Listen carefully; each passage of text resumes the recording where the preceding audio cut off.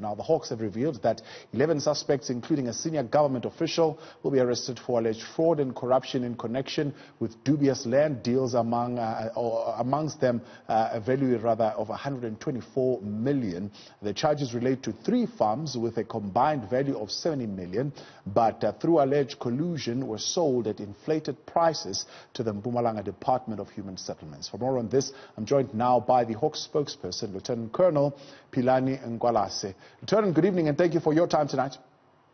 Good evening. Thank you for having us. Good evening to you and your listeners. I know you have confirmed this in other platforms, but can you confirm for us that the senior parliamentary official that has been arrested is Bongani Bongo, who is the chairperson of the Portfolio Committee on Home Affairs?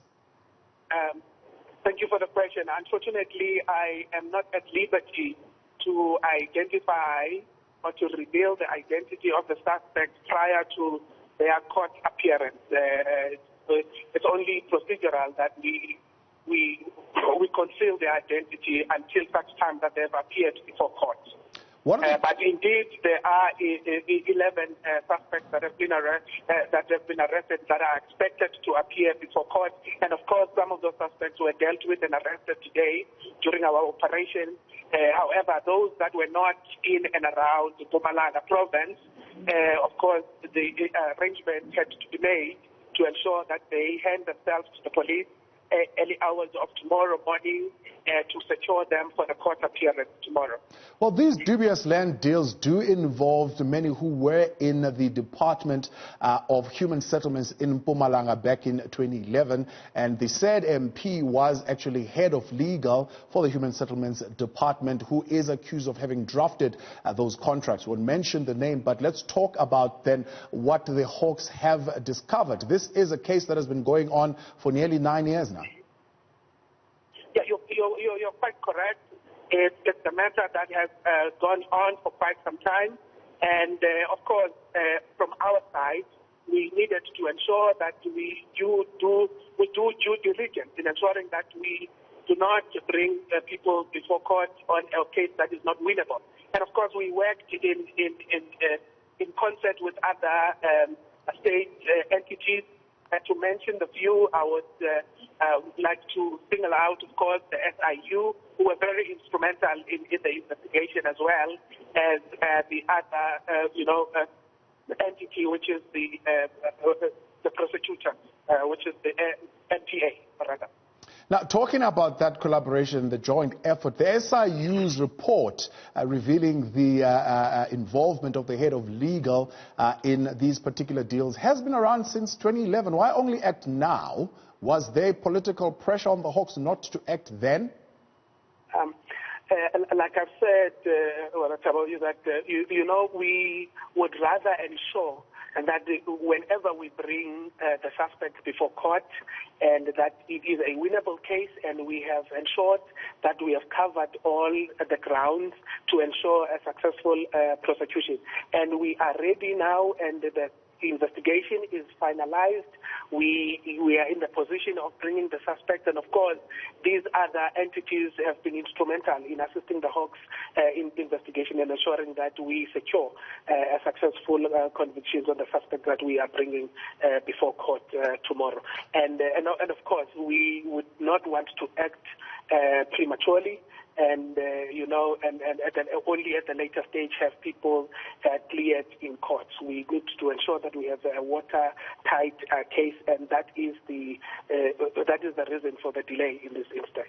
Now, Colonel, the Hawks are saying when they're following this trail, it's quite complicated paper trail of money being deposited in various companies, including legal firms, and it is reported that some of the proceeds of these crimes were actually used to purchase properties, including 2 vehicles that were used by the then head of legal, not registered in his name, but registered in his brother's name.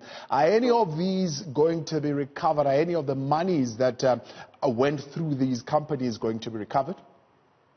Well, without revealing much of the merits of the case, I could safely say to you now that soon after the arrest, and of course that is on any cases such as this one, we would want to recover some of the taxpayers' money where they could be recovered. And of course that avenue is also being considered, and steps will be taken. And of course the matter is before court, and other steps might follow at a later stage.